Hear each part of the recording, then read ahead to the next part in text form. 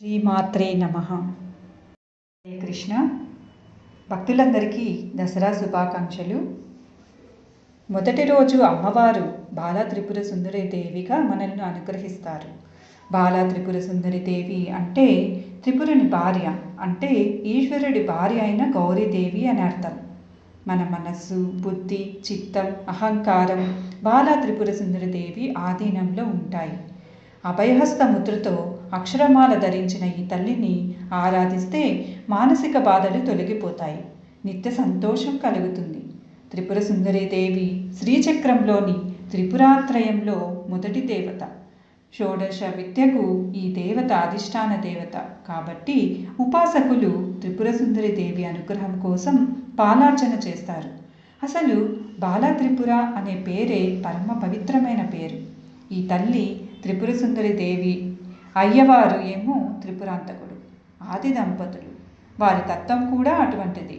త్రిపుర సుందరి అంటే మనలోని 3 అవస్థలు, జాగృత్, స్వప్న, సుషుప్తి. ఈ 3 అవస్థలు లేదా పురములకు బాల అధిష్టాన దేవత. ఈ 3 పురములను శరీరంగా చేసుకుని ఈ జగత్తు అంతటిని అనుభవింపచేస్తూ బాలగా అమ్మవారు సంతోషిస్తుంది. మనము ఎన్ని జన్మలు ఎత్తినా ఈ 3 అవస్థలలోనే తిరుగుతూ ఉంటాము. కేవలం ఉపాధులు మాత్రమే మారుతాయి. అటువంటి తల్లి ఈ రూపములో మనలోనే ఉంది. ఆవిడ ఆత్మస్వరూపురాలు.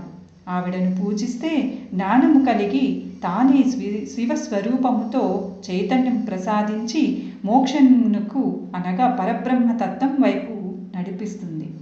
బాలా త్రిపుర సుందరి ఆవిర్భావం గురించి మనకు బ్రహ్మాండ పురాణంలో, లలితా సహస్రనామంలో కూడా మనకు కనిపిస్తుంది. బండాసురుడు అనే రాక్షసునకు 30 మంది పిల్లలు.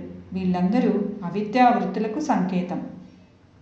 హంసలచే లాగబడుతున్న కన్యక అనబడే రథంపై వచ్చి 30 మంది బండాసురు పుత్రులను సంహరించింది. ఆ అసురులు సామాన్యులు కారు. ఇంతకు పూర్వం యుద్ధాలలో ఇంద్రాది దేవతలను గడగడలాడించిన వారు, అంత భయంకరమైన వారు. వారందరినీ కేవలం ఒక్క అర్ధచంద్ర బాణంతో సంహరించిందంట. బాలగా కనబడుతున్న శక్తికి ఏమీ తక్కువ కాదు.